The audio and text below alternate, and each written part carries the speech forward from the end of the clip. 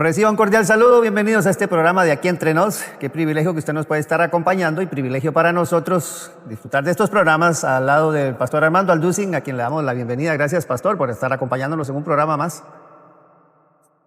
Gracias, Roger. Pues aquí desde Dallas les mandamos muchos saludos. Gracias una vez más por la invitación. Por supuesto, y sobre todo el mundo ocupa, pastor Alducin, conversaciones de este nivel, conversaciones serias y escuchar, por lo menos de parte suya, ¿verdad? El consejo de Dios, usted que es un hombre muy estudioso de las Sagradas Escrituras y de todos estos temas, tanto del fin de los tiempos, escatología, a la gente le apasiona estos temas, porque yo creo que sí tenemos que centrarnos en la época en la que estamos viviendo, ¿verdad? Y muy lindo o sea, el poder sentarse y escudriñar las escrituras, ¿verdad? A ver el consejo de Dios. Y el mundo está como ahorita, porque hemos sido expectantes en las últimas semanas de tantos acontecimientos y de pronto viene como dicen algunos especialistas, como una tensa calma, ¿verdad? A ver quién mueve un dedo, a ver quién comete un error para entonces ya justificar algún movimiento, y en medio de todo conversaciones entre países, ¿verdad? Y este le lanza indirectas a aquel, y esto es culpa de esto, y esto es culpa de lo otro, y como que no terminan de ponerse de acuerdo. Y en medio estamos, como dicen los periodistas, los de a pie, los que estamos como viendo a ver cuáles son las decisiones que se toman, ¿verdad? Desde los puntos de eminencia. Por eso Pablo siempre nos dice que hay que estar orando por eso, para que vivamos quieta y reposadamente, pastor Alducin. Sí, efectivamente, Roger, no cabe duda, ¿verdad?, que el efecto de la Torre de Babel en Génesis 11 se vuelve a repetir otra vez, porque es el cimiento, la Torre de Babel, y el ejemplo más grande a la que el ser humano, al tratar de independizar, sacar a Dios de la ecuación, queremos construir un mundo sin Dios, y vemos la consecuencia de la Torre de Babel, que fue la confusión de lenguas. Entonces, actualmente el mundo se encuentra en el mismo punto otra vez, en una confusión impresionante. Cada quien está hablando su propia lengua. Ya no nos el mundo ya no se entiende uno con el otro. Es una confusión tremenda. O sea, se ha vuelto a repetir todo, ¿no? Ya los políticos no se entienden entre ellos, en la religión, en la filosofía, en la arqueología, en la antropología, en todas las ismos que podamos encontrar, y en todas las ideologías y filosofías hay una confusión impresionante. Pero lo que vamos a tratar de hoy es muy importante, porque si hay una confusión teológica actualmente es respecto a la nación de Israel, Roger. Sí, correcto, pastor Alducin. En un programa anterior usted nos hacía como de pronto un panorama, un preámbulo, porque uno ha visto conflictos en el mundo entero y regiones, y a veces llegan noticias, ¿verdad? Tal vez que si hay conflictos allá en el cono de Sudáfrica con vecinos, ¿verdad? Zimbabue, Mozambique, que si hay China, ¿verdad? Con Taiwán, que si Pakistán y la India, que aquí en América Latina algún vecino, ¿verdad? Que no deja de ser molesto, pero tarda Israel en mover un dedo, y es como que despierta, ¿verdad?, las pasiones más encontradas en el mundo entero, ¿verdad? Qué impresionante que una nación tan pequeña pueda tener tanto impacto en las decisiones del mundo, al punto de que potencias mundiales vuelven sus ojos ahí, por lo que significa, ¿verdad?, ese estrecho, esa región tan pequeña. Y en medio de todo también la iglesia se levanta, ¿verdad? Y hoy día uno ha visto manifestaciones a través de las redes sociales y todo, de diferentes posiciones, los que incluso, curioso decirlo, cristianos en contra, ¿verdad?, de lo que puede significar el mismo Israel. Así que muy interesante esta temática, pastor Alducin, que vamos a tratar el día de hoy. Claro, Roger, es muy importante, ¿verdad?, todo lo que estás mencionando, para que, como decíamos, abordar este tema y a desarrollarlo bíblicamente. Vamos a venir a las Escrituras, no vamos que la historia, que por aquí por allá, y aunque todo compagina, tiene que ser el centro de todo las Escrituras. ¿Qué dice la Biblia? Claro. No lo que dice fulano de tal, o la opinión de tal, etcétera, etcétera. ¿Qué dice las Sagradas Escrituras? Y una de las cosas más importantes que podemos nosotros comenzar a abordar en este momento es que es una entidad completamente diferente, Israel y la Iglesia. Esto se conoce dentro del sistema de interpretación bíblico en la hermenéutica como el dispensacionalismo. Y pues el dispensacionalismo ha sido atacado, ha sido agraviado, ha sido distorsionado, porque las personas que están atacando el mismo dispensacionalismo ni siquiera entienden lo que es el dispensacionalismo. Muy bien, el dispensacionalismo, la palabra dispensación, vamos a comenzar desde ahí, es la palabra oikonomia en el griego, que significa administración. Más de 8 veces se menciona en el Nuevo Testamento. Entonces, ¿qué es el dispensacionalismo? Es un sistema de interpretación de las Escrituras donde le atañe a Israel una entidad y a la Iglesia otra entidad. O sea, Dios tuvo un propósito con la nación de Israel, llamó a Abraham, formaron las 12 tribus, etcétera, etcétera, para que la nación de Israel propagara a través del mundo los principios morales, los principios civiles, los principios de la limpieza, los principios éticos y morales de Dios, porque el mundo era completamente politeísta. Entonces, Israel fue usado tremendamente por Dios en cuanto a esto. La iglesia es otra entidad completamente diferente que no existía en el Antiguo Testamento. La iglesia es el cuerpo de Cristo. Israel es la nación a la que Dios le dio un pacto o pactos que eran incondicionales, menos el pacto del monte Sinaí. Entonces, el pacto sinaítico. Entonces, el pacto, por ejemplo, que Dios le da a Abraham, a Génesis 12, del 1 al 3, te voy a bendecir, y a los que me digan vas a bendecir, y a los que te maldigan van a ser maldecidos, y te daré la tierra. Aquí es importante, y esta es la confusión, de confundir las promesas de Israel con las promesas de la iglesia, y algunos han llegado al extremo ya de decir que ya esto es una barbaridad, que la iglesia ha suplantado a Israel.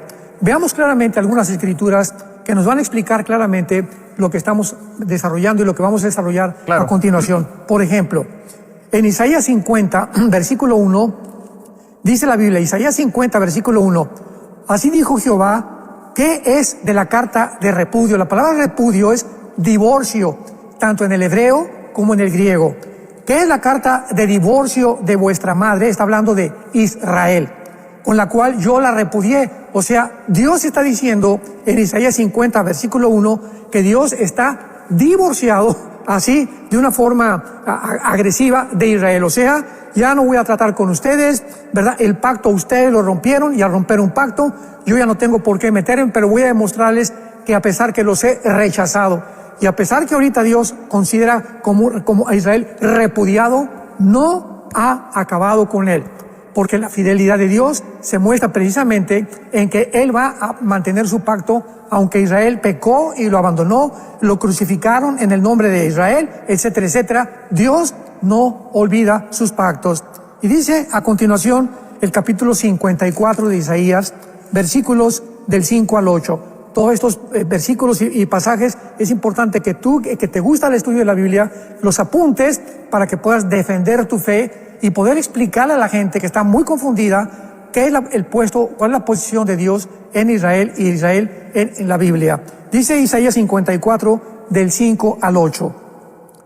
Porque marido es tu hacedor, le está diciendo Dios a Israel, yo soy tu esposo, tu marido. En el Nuevo Testamento, la iglesia es la novia de Cristo. Y aquí hay una grandísima diferencia. Israel fue la esposa, se casó Dios a través del pacto con Israel, dicho de una forma alegórica, desde luego, ¿verdad? Espiritualmente hablando. Y nosotros somos también, de una forma simbólica, la novia de Cristo. Entonces hay una diferencia grandísima. El Padre en el Antiguo Testamento tiene un pacto de relación íntima con Israel. En el Nuevo Testamento nosotros todavía no. Estamos esperando las bodas del Cordero. Ahí, partiendo de este punto, ya nos damos cuenta el propósito completamente diferente de Dios para Israel y de Dios para la iglesia. Dice a continuación, tu marido es tu hacedor, Jehová de los ejércitos es su nombre y redentor. El Santo de Israel y de toda la tierra será llamado, porque como a mujer abandonada y triste de espíritu te llamó Jehová, y como a la esposa de la juventud que es repudiada, dijo el Dios tuyo, por un breve momento, escuchemos esto, por un breve momento te abandoné, pero te recogeré con grandes misericordias. Con un poco de ira escondí mi rostro de ti por un momento, pero con misericordia eterna tendré compasión de ti, dijo Jehová tu Redentor. Vamos por orden.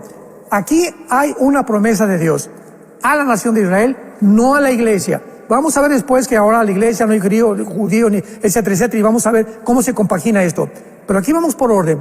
Dios le está diciendo a Israel, a la nación de Israel, a los descendientes étnicos de Abraham, Isaac y Jacob, no los voy a abandonar. Voy a regresar con ustedes. Les he dado una carta de divorcio, pero los voy a poner aparte, ¿verdad? En la banca, como decimos en el fútbol, pero ustedes van a entrar al partido después, como lo vamos a ver más adelante. Ahora vamos al libro de Amós, capítulo 9, Amós capítulo 9, versículo del 14 y 15. Amós 9, 14 y 15. Esta promesa que vamos a leer se cumplió explícita, exacta y correctamente el 14 de mayo de 1948.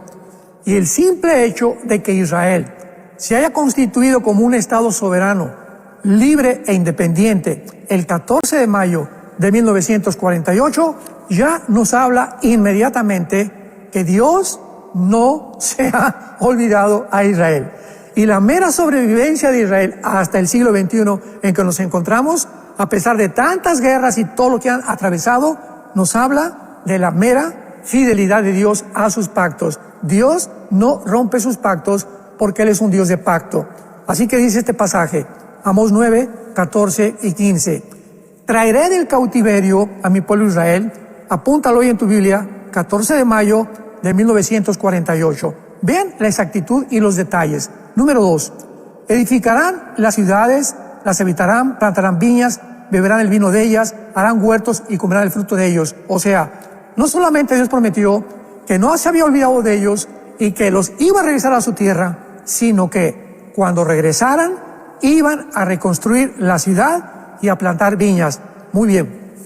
Cuando Israel regresa, hace un poco de historia, el 14 de mayo del 48, el siglo pasado, no había un solo árbol plantado en Israel.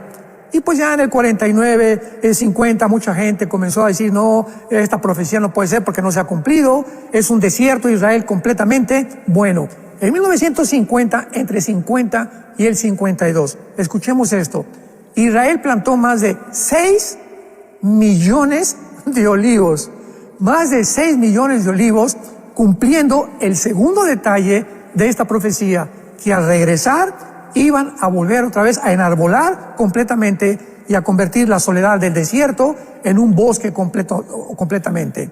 Y finalmente, el versículo 15, tenemos la tercera promesa que se cumplió hasta ahora. Pues los plantaré sobre su tierra y nunca más, que dice, nunca más, ni Irán, ni Irak, ni Egipto, ni el mundo entero, jamás los va a arrancar, a desgajar de su tierra que yo les di, ha dicho Jehová, Dios tuyo. Y encontramos desde el 48, los atacaron los árabes. Milagrosamente los judíos sobrevivieron al otro día, que duró unas semanas, la primera guerra de invasión contra su tierra. Número 2, 1956, el presidente Nasser de Egipto cierra el canal de Suez y viene la guerra en la que también los judíos, siendo un país pequeñito con más de 20 millones de árabes, le ganan la guerra en el 56.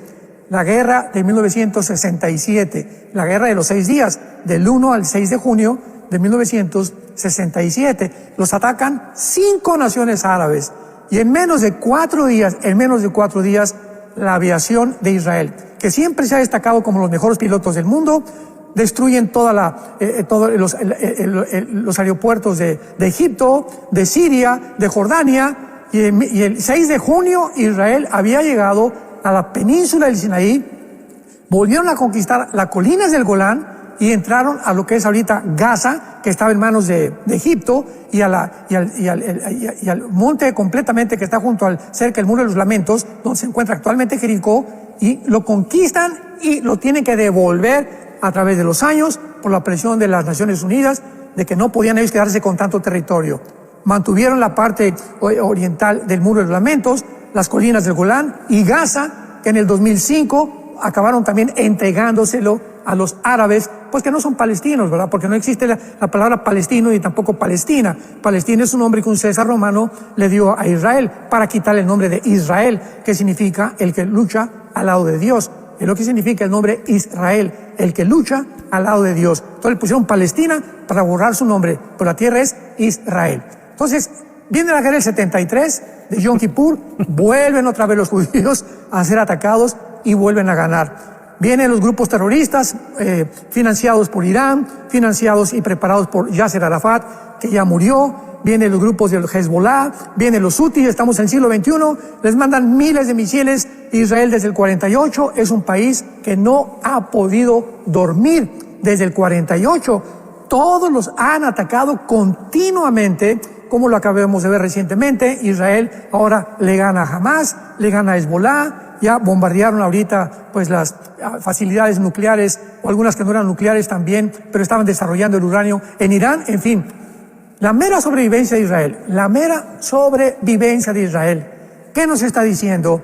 Que Dios es un Dios de pactos y que Él ha defendido a Israel, como dice Isaías 30, versículo 5, como las aves vuelan de los cielos, así Dios Jehová protegerá y amparará siempre a Israel. Entonces, esto es importante para que podamos ir comprendiendo claramente que Israel aún continúa siendo protegido por Dios de una forma sobrenatural. Simplemente vamos a ver más adelante la diferencia entre la iglesia e Israel.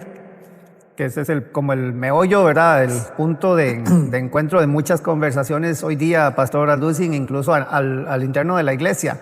Pero queremos recordar aquí, creo que no lo habíamos podido hacer, porque está muy interesante el tema, al +1 469 781 estas notas que está compartiendo el Pastor Alducin el día de hoy. Nos ha compartido muy gentilmente un documento que se llama así: El propósito de Dios para Israel. Y entonces en el WhatsApp de enlace, +1 469 781 ahí está en pantalla, para que usted pueda descargar estas notas. Es totalmente gratuito. Ahí usted le pone hola y el asesor virtual va a validar sus datos y le va a desplegar un menú.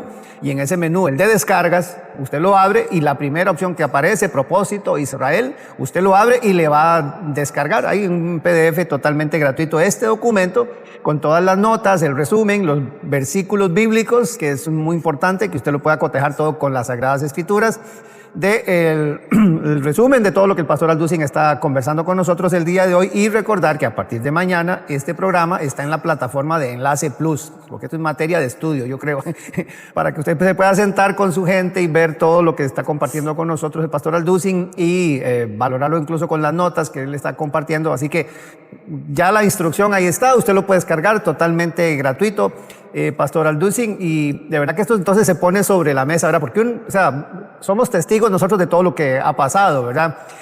La historia ahí está, no la podemos quitar, ¿verdad? Y como en medio de todo ese mundo, ¿verdad?, en el que está inmerso Israel, pues ahí sigue en pie, sigue avanzando incluso tecnológicamente, educativamente, democráticamente, ¿verdad? Ha sobrevivido.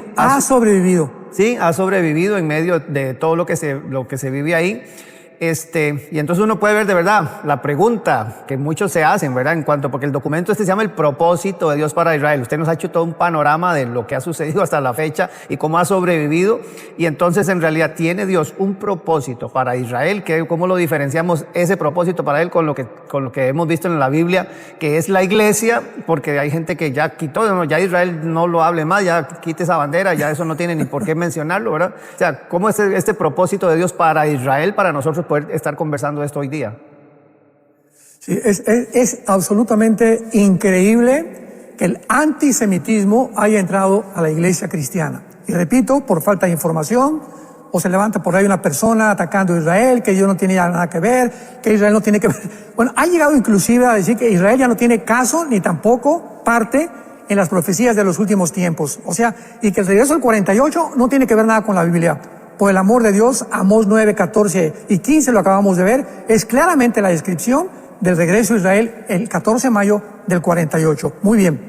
Veamos ahora que los apóstoles de Jesucristo, ya convertidos, ¿verdad?, habiendo entendido claramente que el reino fue bloqueado, Jesús vino a buscar a las ovejas de Israel, por como dice Pablo en Romanos, primero al judío, después al gentil.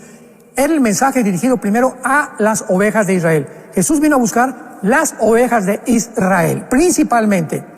Y antes de que viniera Pentecostés, en Hechos capítulo 1, versículo 7, nos damos cuenta que los apóstoles mantenían expectantes, ahora que ya Jesús había resucitado y que ya sabían que ya se iba a ir pronto del mundo, mantenían expectantes la esperanza de la promesa del reino prometido a Abraham, Isaac, Jacob, los apóstoles, Jeremías, Isaías, Zacarías, etcétera, etcétera. Entonces, esa promesa del reino físico, segunda de Samuel 7, la promesa de un reino físico, no espiritual, físico, terrenal, que va a venir, que se llama el reino mesiánico, que habla Isaías 11, que habla Apocalipsis capítulo 20 y 21, etcétera, etcétera, es lo que llamamos nosotros el reino milenial, donde la oveja morará junto con la serpiente, el león no tendrá ferocidad, etcétera, etcétera, y donde no habrá muerte de los infantes, Isaías 65, sino que los viejos van a llegar otra vez a la edad antigua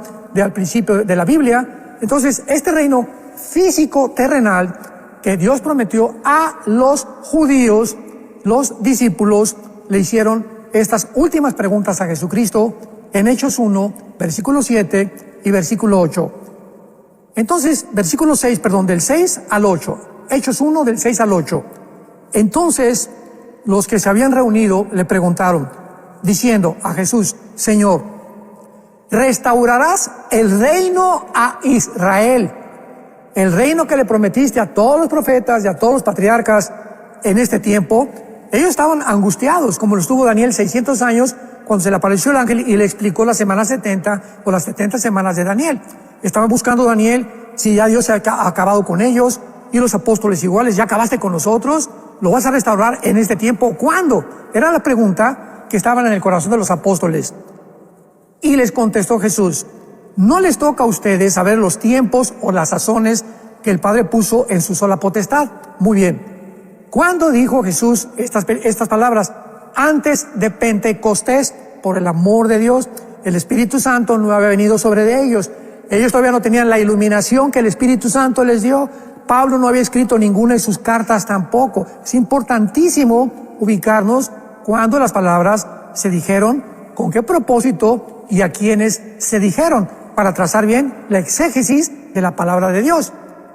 No les toca a ustedes saber los tiempos y las sazones que el Padre puso en sola potestad, pero más adelante a los tesalonicenses, Pablo les escribió, ustedes saben los tiempos y las sazones, no tienen necesidad de que yo se los diga, porque hay personas que han usado esto para decir, es que no sabemos los tiempos. Aquí está escrito claramente que dijo Padre que pertenece a una sola potestad. Muy bien, porque todavía vivían bajo la ley. Todavía no había nacido la iglesia, no había venido Pentecostés, no había venido el Espíritu Santo, no había venido la nueva revelación que tenemos ahora mucho más amplia y más comprensible de lo que pasó en el Antiguo Testamento y lo que pasó con los discípulos. No les toca a ustedes saber las potestades o las razones de mi Padre, pero recibirán poder cuando haya venido sobre vosotros el Espíritu Santo, me serán testigos en Jerusalén, Judea, en Samaria y en toda la tierra. O sea, Cristo no les contestó ni les dijo, ¿verdad? Ya acabé con ustedes. Y el reino está completamente cancelado. No, les desvió la atención porque de aquí en adelante, hasta que recibieran el Espíritu Santo, iban a comprender claramente la diferencia entre el reino espiritual y el reino terrenal. Por eso, ¿verdad? Hay un grupo de cristianos que dicen que el reino de Dios ya está en nosotros, porque el reino es espiritual. Jesús dijo, el reino es en ustedes, y han confundido el reino espiritual con el reino físico terrenal, que se describe claramente también en el libro del Apocalipsis. Y para ahora cimentar esto, bueno, esto vemos es antes de la venida del Espíritu Santo, veamos al apóstol Pablo, ahora en Hechos capítulo 26, defendiéndose cuando Agripa, ¿verdad?, estaba tratando de poder confrontarlo y que respondiera ante las acusaciones. Veamos lo que Pablo ya, bajo el Espíritu Santo, contesta y dice, Hechos 26, versículo 6 y 7. Y ahora, por la esperanza de la promesa que Dios hizo a nuestros padres, soy llamado a juicio. La esperanza que Dios hizo a Abraham, Isaac, Jacob y a los profetas. Es por eso que me están juzgando, dice Pablo. Promesa cuyo cumplimiento esperan que alcanzar nuestras 12 tribus, no la iglesia. Vuelvo a repetir, promesa cuyo cumplimiento esperan que ha de alcanzar nuestras 12 tribus, sirviendo constantemente a Dios día y noche. Por esa esperanza, oh rey Agripa, soy acusado por los judíos. Pablo está diciendo, ya soy cristiano, ¿verdad? Ya el Espíritu Santo está sobre mí, pero saben una cosa, vamos a ver Romanos más adelante, me angustia saber que mis hermanos en la carne, étnicamente, los judíos descendientes étnicamente de Abraham, Isaac y Jacob, vamos a ver que ya la etnia no tiene nada que ver sino el espíritu, están esperando todavía la promesa de qué cosa. La promesa que Dios les dio, que le dio a Abraham y le dijo que iba a establecer el reino de Dios aquí en la tierra. Muy bien. Ahora lo podemos explicar mucho más ampliamente porque vienen las preguntas ahora. Y pues yo he tenido bastantes, no conflictos, ¿verdad? Es importante que entre nosotros podamos amarnos, perdonarnos, entender claramente que si hay una discrepancia teológica entre tú y yo, lo más importante es el amor. Soportarnos y perdonarnos. Sí, claro. Y esto es lo precioso de la Biblia, que tú piensas diferente a como yo pienso. Muy bien, pues ahora la información que yo te estoy dando, investígala. O sea, yo quiero oír tu posición, que si se pierde la salvación, que ya terminó Dios con Israel. Quiero ver tus bases bíblicas. Yo te doy las mías, quiero escuchar las tuyas, para que podamos realmente edificarnos mutuamente y no pelearnos. No es cuestión de ver quién gana y quién tiene la razón, ni de criticarnos, ni tampoco llamarnos, como por ahí nos dijeron, que ahora somos nosotros como los testigos de Jehová y como los adventistas, ¿verdad? Que porque ahora ya creemos que Israel ya es otra vida regresó y porque tenemos que defender a Israel, etcétera, etcétera. Y nos han calificado, ¿verdad? Han lapidado, han mutilado el cuerpo de Cristo. Esto es lo más triste de todo. Pero veamos ahora claramente y vamos a contestar la pregunta que muchos discuten. Bueno, pues es que ahora ya no hay dos pueblos. Estoy de acuerdo contigo. Ya no hay dos pueblos. En el Antiguo Testamento, Israel era el pueblo de Dios. El pueblo de Dios está banqueado, está hecho a un lado, pero no totalmente, sino temporalmente, como lo vamos a ver. Ahora el pueblo de Dios, estoy de acuerdo, ya no hay judío, no hay griego, no hay gentil, ahora somos uno en Cristo y ya no hay judío delante de Dios étnicamente. Y los judíos que se han convertido a Jesús, a Yeshua, y han aceptado a Jesús como su Mesías, son el Israel de Dios en el Nuevo Testamento. Porque repito, son esos judíos a quienes se les hizo esa promesa, pero la promesa era si ellos se convertían al Mesías. Porque un judío étnicamente que nace de papá, porque en la Biblia es importante esto. De acuerdo a la Biblia, la genealogía judía o el judaísmo proviene del padre.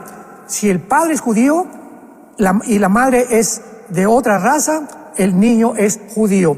Lo podemos ver en el capítulo 41 y 45 del Génesis con José.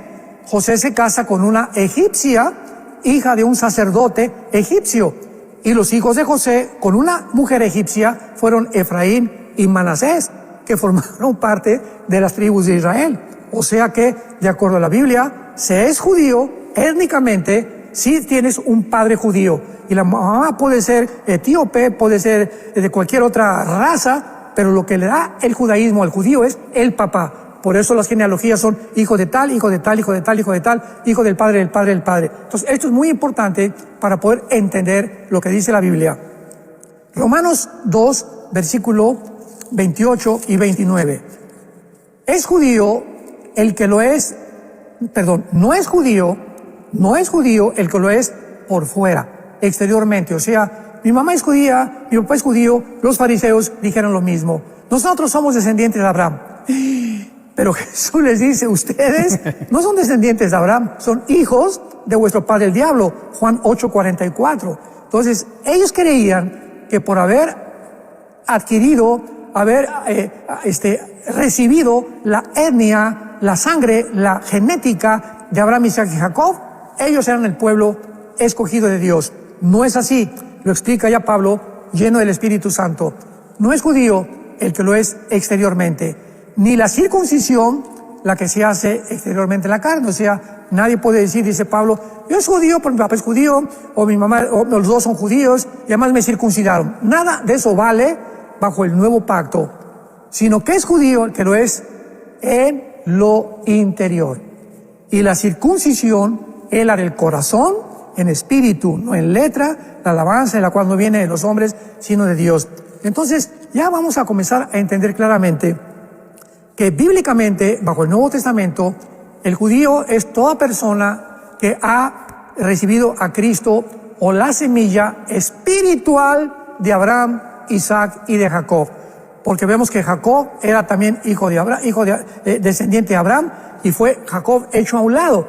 en tu simiente serán benditas las naciones de la tierra, y es en Isaac que será llamada descendencia. No en Jacob, sino en Isaac. Entonces vemos que no, la descendencia étnica no era el premio o la promesa de Dios, era al que tuviera la semilla de Cristo. Nosotros los cristianos, en el siglo XXI, que hemos recibido a Cristo, realmente, al recibir a Cristo, somos participantes automáticamente. Dios, nos injerta en la raíz de Abraham, Isaac y Jacob, donde la rica savia, o sea, la vida espiritual, fluye a través de estas promesas de Dios, y somos injertados en el olivo natural. Lo vamos a ver en Romanos 11, que es Israel. Entonces la iglesia la toma Dios y nos injerta para que absorbamos todas las bendiciones, escucha esto, del pacto de Abraham. Dice Gálatas capítulo 3, ¿verdad? El que es de Abraham es hijo de Dios.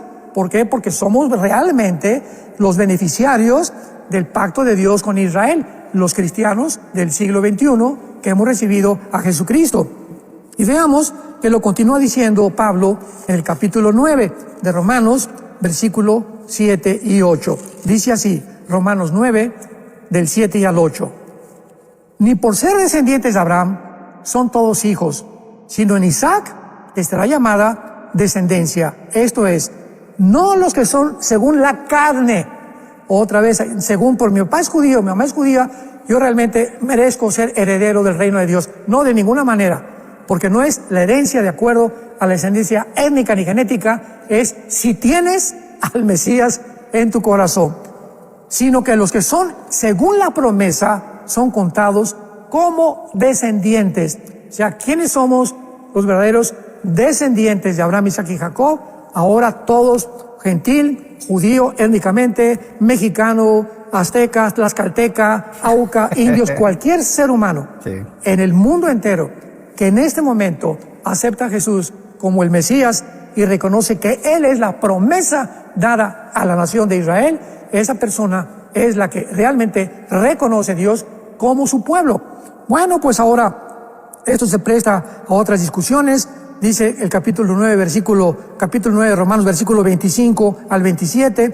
Vamos a seguir desmenuzando esto. Claro. Dice así, como también en Oseas dice. Aquí Pablo cita al profeta Oseas, judío.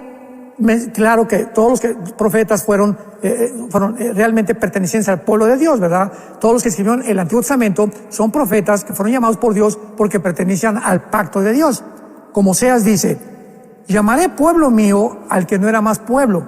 Oseas profetizó, ustedes eran mi pueblo, escúchenme, Israel, ustedes, vaya el momento que ya no van a ser mi pueblo, ahora voy a tener otro pueblo. ¿Quién es este pueblo? Nosotros, la iglesia. Aquí vemos ya dos pueblos, el pueblo del Antiguo Testamento y el pueblo del Nuevo Testamento. Por lo tanto, Israel del Antiguo Testamento no puede ser igual a la iglesia, ni la iglesia ha tomado el lugar de Israel. Es la diferencia de los dos pueblos. Veamos lo que dice a continuación. Y a la no amada, o sea, a los gentiles que nunca supuestamente Dios nos había amado, ahora somos el objeto del amor de Dios. Y en el lugar donde se les dijo, ustedes no son pueblo mío, allí serán llamados hijos del Dios viviente. O sea, a ustedes, aunque los voy a desechar temporalmente y tengo otro pueblo que serán los gentiles, por eso dijo Cristo en Juan capítulo 10, Jesucristo, tengo otras ovejas que no son de este redil. ¿A quién se refería? A nosotros, a los gentiles. Y dice el capítulo 10 de Romanos, donde Pablo ya comienza de una forma más profunda a quitarnos todas las incógnitas que hasta este momento podríamos tener. Hermanos, Romanos 10:1. Ciertamente, el anhelo de mi corazón, escuchemos esto, el anhelo de mi corazón en mi alma, tengo un anhelo profundo. ¿Cuál es, Pablo? Mi oración a Dios por Israel para salvación. Aquí no está hablando Dios de la iglesia, Él ya era cristiano. Está hablando de que todavía en la nación de Israel había muchas personas judías que no formaban parte ni herederos de la promesa por no tener la semilla, pero Pablo quería que se salvaran. ¿Por qué? Porque a ellos se les hizo la promesa, el pacto, todo vino a través de Israel. Cristo era judío, los apóstoles eran judíos, la primera iglesia fue judía, etcétera, etcétera. Entonces, esa nación tiene un valor que no se puede ni siquiera, no se puede valorizar la profundidad del amor de Dios todavía por la nación de Israel. Y vamos a ver ahorita quién es la nación de Israel, ¿verdad? Y luego dice a continuación el capítulo 11 de Romanos. Digo pues, ¿ha desechado Dios a su pueblo? ¿A qué pueblo está hablando? Qué clara es la Biblia, ¿verdad? ¿Ha desechado Dios a su pueblo? Oiga, nosotros somos el pueblo de Dios. ¿Está hablando de la iglesia? No, no está hablando de la iglesia. Está hablando de Dios todavía. La iglesia estaba en pañales cuando Pablo escribió esto. Ha desechado, está hablando de su pueblo. Pablo considera todavía que hay un pueblo en Israel que le pertenece a Dios. ¿Los ha desechado? En ninguna manera. Porque yo mismo soy israelita, o sea, yo soy judío, dice Pablo, de la descendencia de Abraham, de la tribu de Benjamín. ¿No ha desechado Dios a su pueblo, al cual desde antes conoció? ¿O no sabes qué dice de Elías la Escritura, cómo invoca Dios contra Israel, diciendo, etcétera, etcétera? Versículos 11 y 12 de Romanos 11. Romanos 11, 11 y 12. Continúa Pablo. Digo pues, han tropezado los de Israel. O sea, ¿ha hecho Dios a un lado de Israel para que cayesen? En ninguna manera. Pero por la transgresión de ellos vino la salvación a nosotros, para que nosotros los provoquemos a celos ahora. Y si su transgresión, su rechazo, la rebelión del pueblo de Dios del Antiguo Testamento es la riqueza del mundo y su defección la riqueza de los gentiles, cuánto más su plena restauración. Más clara la Biblia, santos de Dios, no puede ser. Dios está hablando, si aun cuando Dios los desechó y los olvidó y pecaron y todo, pero como Él es un Dios de pacto, si Él los ha hecho a un lado, cuánto más grande será cuando Israel, Apocalipsis 1, versículo 7, reconozcan al que traspasaron y hagan lamentación con Él. Zacarías 12, versículo 5 en adelante, derramaré mi espíritu sobre Israel y expiaré todas sus iniquidades, cumpliendo la promesa de la semana 70 de Daniel. Porque dicen que la semana 70 de Daniel ya pasó, que esas promesas ya se cumplieron y que Cristo las cumplió, etcétera, etcétera, bla, bla, bla, bla, bla. Sin embargo, ¿verdad? La expiación no ha venido para Israel, no ha puesto Dios la predicación para siempre, la justicia perdurable no la tenemos tampoco, ni tampoco se ha sellado la profecía, ni tampoco se ha sellado todo lo que Dios ha escrito, ni tampoco se ha ungido al Santo de los Santos, que es el templo. Nada de eso ha sucedido. El templo fue destruido en el año 70 después de Cristo. ¿Cómo pueden decir que la profecía 70 de Daniel ya desapareció y que forma parte del pasado? Es impresionante cuando no ponemos precepto sobre precepto y línea sobre línea, que hagamos una melcocha y una confusión tremenda entre Israel y entre la iglesia. Ajá. Entonces, vemos no solamente eso, sino que vemos también el versículo 14 y 15 de Romanos 11. Romanos 11, 14 y 15. Porque si en alguna manera puedo provocar a celos a los de mi sangre, o sea, ¿quiénes son los de la sangre? No es la iglesia de Pablo, son los étnicamente judíos, que todavía no conocían a Cristo como Pablo lo conoció.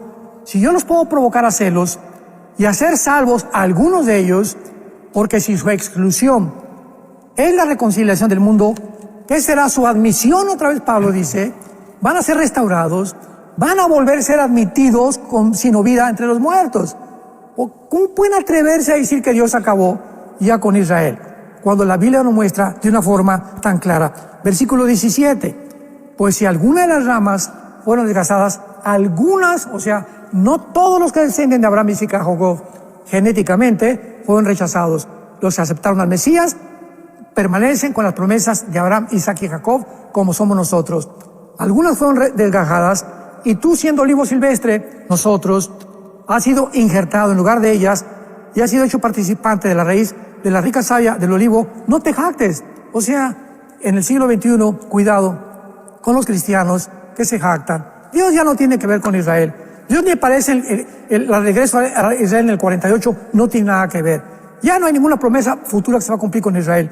Todas las personas que se llaman cristianos se están jactando, se están ensoberbeciendo, diciendo no, ahora la iglesia ha tomado ya definitivamente el lugar de Israel. Dios ya no tiene que ver nada con Israel. Se llama la teología del reemplazo, lo cual, verdad, es una abominación a los ojos de Dios. ¿Por qué? Porque está atacando el carácter de Dios. se está atacando el carácter de Dios. Se está diciendo que lo que Dios prometió no lo va a cumplir. Imaginémonos, lo que Dios cumplió a los profetas y a los patriarcas, no lo va a cumplir. Y ahora la iglesia ha tomado el lugar de aquellos a quienes Dios les cumplió algo. Entonces Dios es un mentiroso. El carácter de Dios está de por medio, por el amor de Dios. Versículo 23 al 27. Y aún ellos, ¿quiénes son ellos? Los judíos. No está hablando de la iglesia. Y aún ellos, ¿quiénes son ellos? Los judíos. Si no permanecieren en incredulidad, serán injertados. Porque poderoso es Dios para volverlos a injertar. Nosotros ya estamos injertados, nosotros no hemos sido desgajados. ¿Quiénes fueron desgajados? Los judíos. Ellos. Aquí hay una diferencia tremenda. Ya Pablo concluye en Romanos 11 entre el antiguo Israel y la iglesia. Hay una diferencia tremenda entre el judío y entre el cristiano.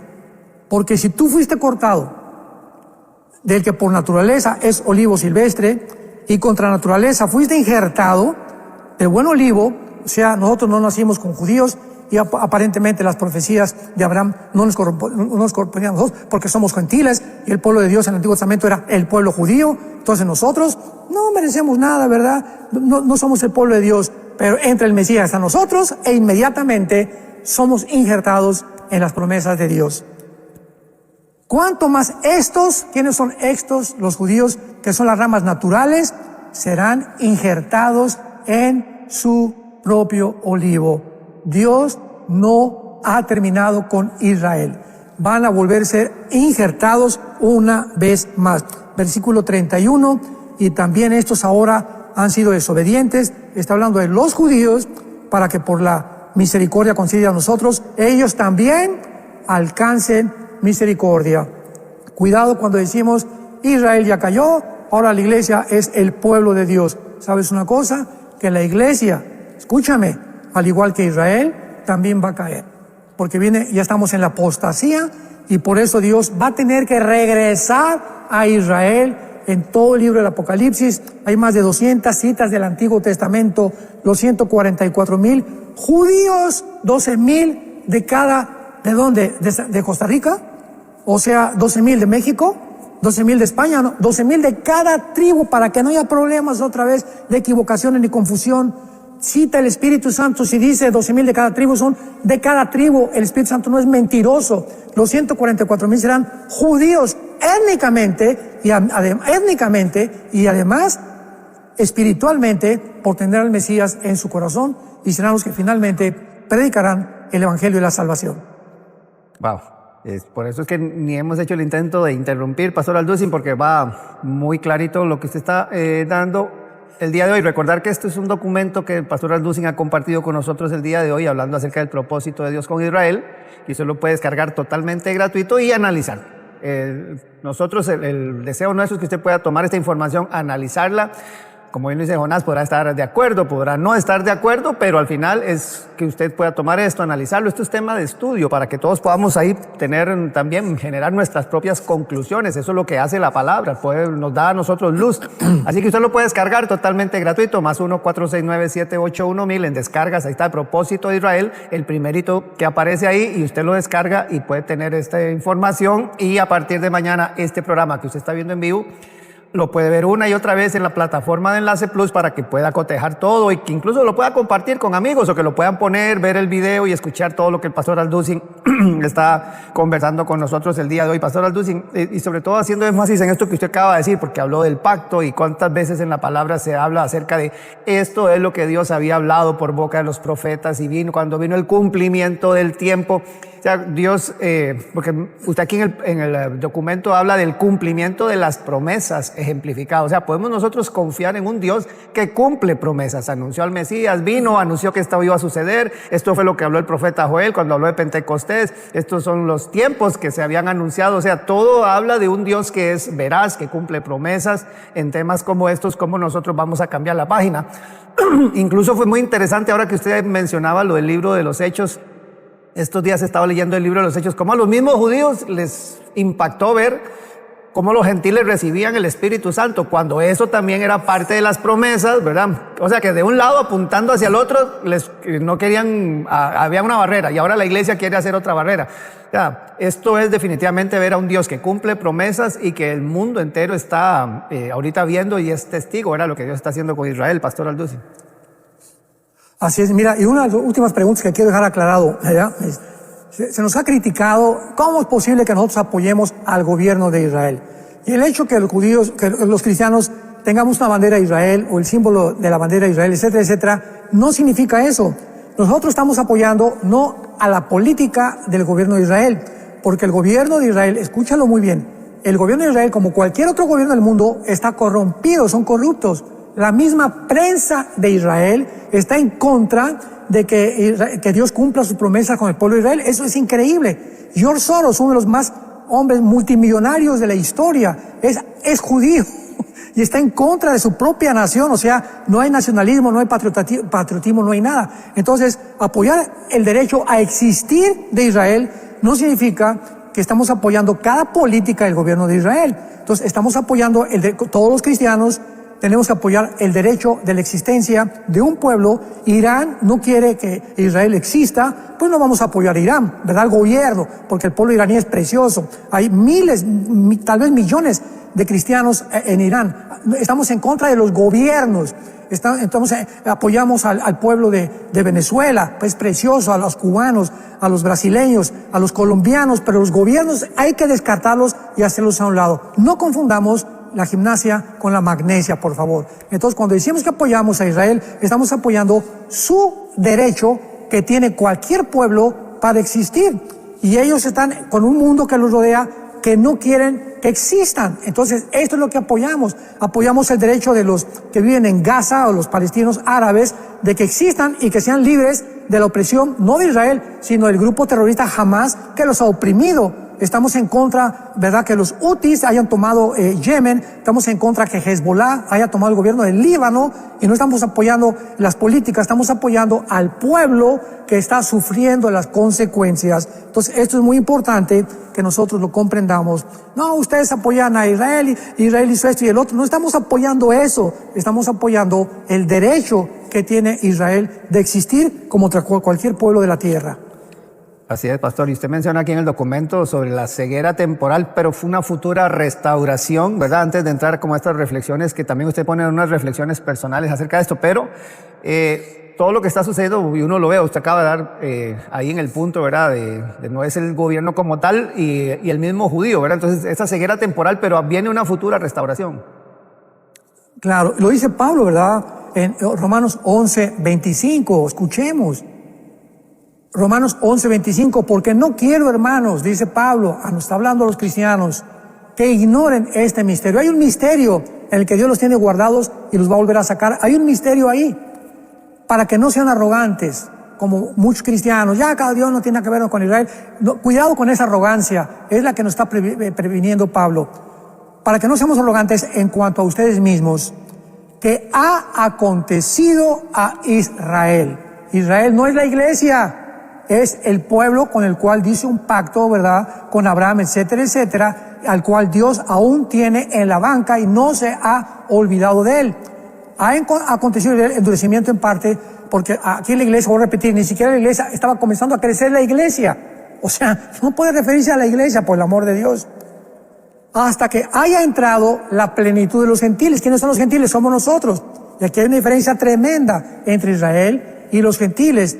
El endurecimiento, la ceguera por lo cual crucificaron a Cristo, y les dijo Dios, ahí nos vemos, vine a establecer el reino, ahora voy a formar otro pueblo que se va a llamar la iglesia. Cuando termine con la iglesia, que somos los gentiles, entonces, dice la Biblia, todo Israel, versículo 26, será salvo. ¿Cuándo? Cuando termine la época de los gentiles. ¿Cuál es la época de los gentiles? Nosotros, que no somos étnicamente descendientes de Abraham, Isaac y de Jacob. Vendrá de Sion el libertador, está hablando que es en la segunda venida de Jesucristo, que apartará de Jacob la impiedad, ¿verdad?, de Jacob, no de la iglesia de Jacob, como lo dice Zacarías 12, como dice Joel capítulo 3, etcétera, etcétera. Dios borrará la expiación, hará expiación, vendrá la justicia perdurable, prometida en la semana 70 de Daniel, y este será mi pacto con ellos